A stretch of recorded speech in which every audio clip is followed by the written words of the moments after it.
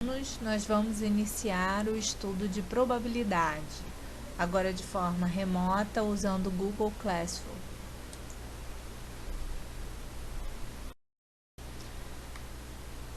Nesse estudo, a gente tem como objetivo compreender o significado de evento, espaço amostral e probabilidade, diferenciar eventos dependentes e independentes, resolver situações, problemas que envolvam conhecimento de probabilidade, utilizar os conhecimentos de probabilidade para construir a argumentação e avaliar as propostas de intervenção no problema.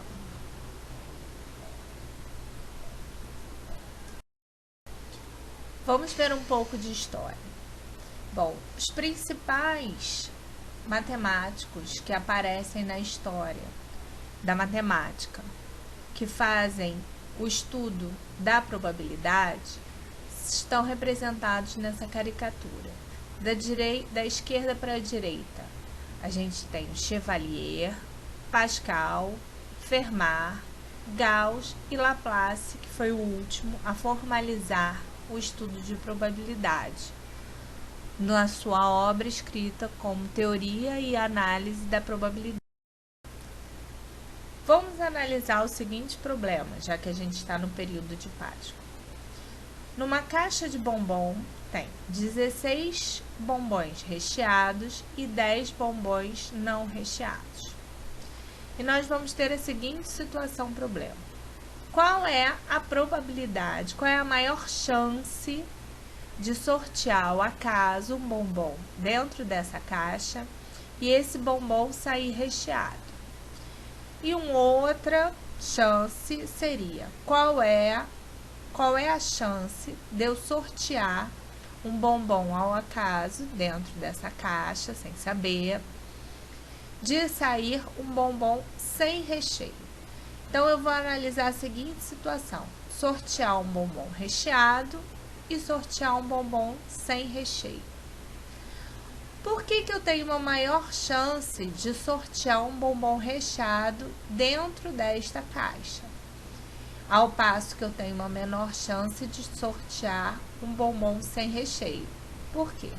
Porque no meu total de bombons dentro da caixa, eu tenho mais bombons recheados do que bombons não recheados. Então, isso implica que eu tenho uma maior chance de sortear um recheado. Essa é a nossa ideia de probabilidade. E é isso que nós vamos aprender a comparar. Calcular qual é o evento que tem maior chance ou qual é o evento que tem menor chance. E por que isso ocorre matematicamente. Vamos ver um outro exemplo. Em um parque de diversões, há um tipo de jogo que consiste no lançamento de um dado honesto.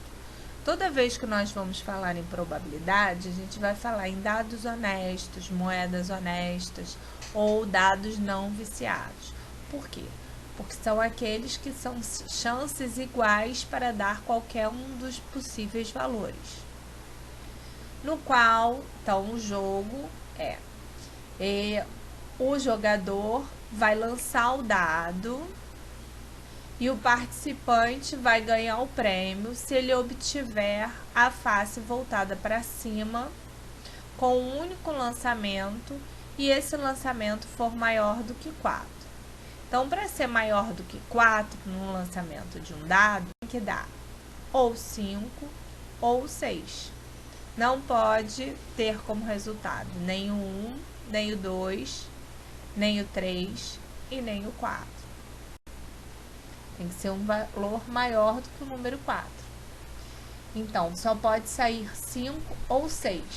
Então, eu tenho 2 chances de ganhar em 6 chances.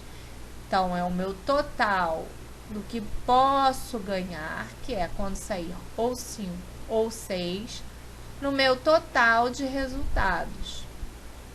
Meu total de resultados é 1, 2, 3, 4, 5 ou 6. Ou seja, podem sair 6 números.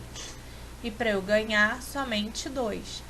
Então, são 2 chances em 6. 2 chances em 6 é a mesma coisa que 1 chance em 3. Definição de espaço amostral. Chama-se espaço amostral e ele vai ser representado pela letra E, o conjunto de todos os resultados possíveis na ocorrência de um fenômeno ou experimento aleatório. Por exemplo, o lançamento de uma moeda honesta. Qual seria o espaço amostral?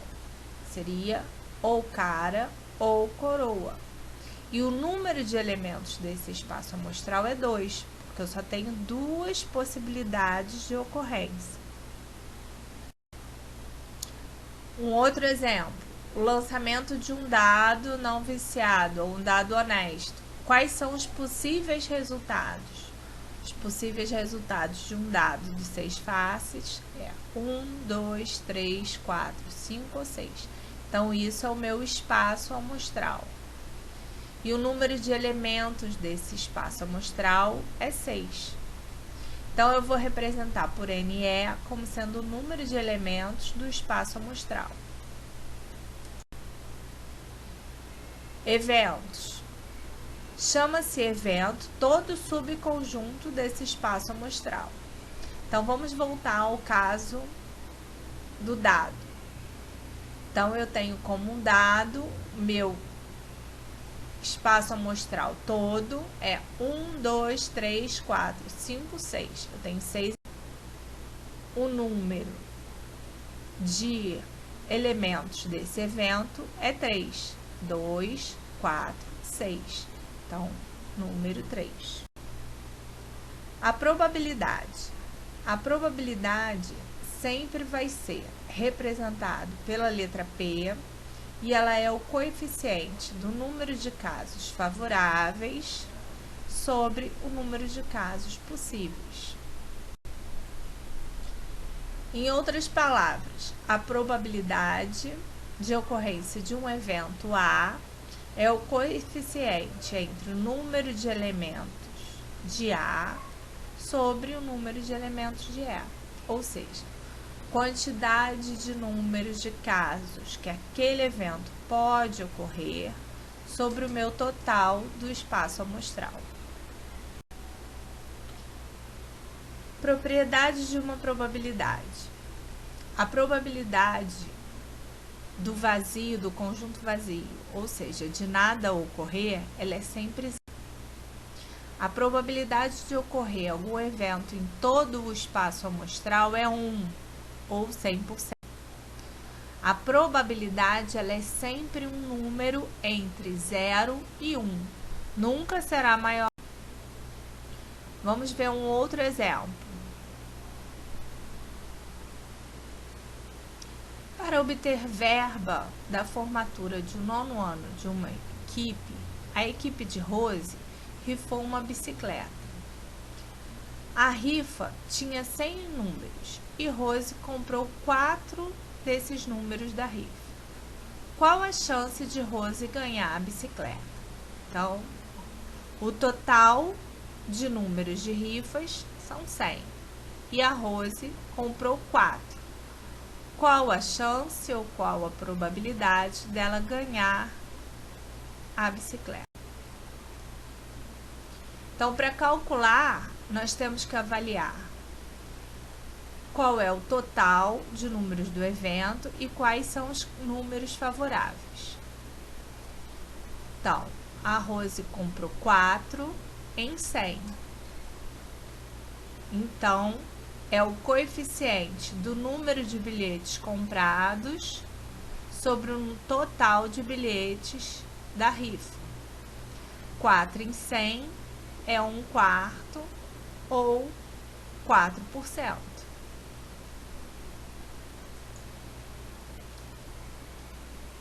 Então, a razão de probabilidade é 4 em 100 ou 4. Outro exemplo. Ricardinho escreveu em um pedaço de papel, papéis iguais, o nome de cada um dos dias da semana. Dobrou também de forma igual e colocou dentro de uma caixa. Qual a chance dele te sortear um dia da semana que comece com a letra S? Solução. Mais uma vez, vamos escrever a razão para essa probabilidade. Então, o total de dias que começa com a letra S, 3. E o total de dias da semana, 7. Então, a razão é 3 em 7. 3 sétimos. 3 sétimos, se eu for fazer a divisão 3 dividido por 7, vai dar o número decimal 0,42, que é aproximadamente 42% essa probabilidade. Então, toda vez que nós formos estudar probabilidade, a gente pode dar o resultado em forma de fração, em forma de decimal ou em forma de porcentagem. Agora nós vamos praticar. E os exercícios a seguir, eles são para serem feitos no caderno. Você não precisa copiar o enunciado, basta salvar o arquivo para uma futura consulta. Basta você fazer o exercício no caderno. Então, exercício 1.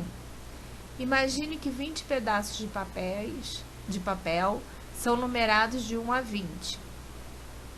Se um desses papéis for sorteado, calcule a probabilidade de ser retirado. Letra A, um número par. Então, o primeiro evento é o sorteio de um número par. Segundo evento, um número divisível por 3. Outro evento, um número maior do que 8. E outro evento, um número primo. Então, para cada uma dessas letras, você vai calcular uma probabilidade, uma independente da outra. Exercício 2. Qual é a probabilidade de Carlos retirar uma carta do baralho de 52 cartas e obter, letra A, uma carta de copas. Letra B, um ás. Então, novamente, para cada um, você vai calcular ou uma fração de probabilidade, ou um decimal, ou uma porcentagem. São eventos independentes. Exercício 3. Em um estojo, há 6 canetas azuis e 4 vermelhas. Qual a probabilidade de retirarmos desse estojo, ao acaso, letra A, uma caneta azul, letra B, uma caneta vermelha? São eventos independentes. É para achar a fração de probabilidade ou a porcentagem, ou o decimal. Na próxima aula, eu vou trazer a correção comentada desses exercícios. Um abraço e fiquem bem.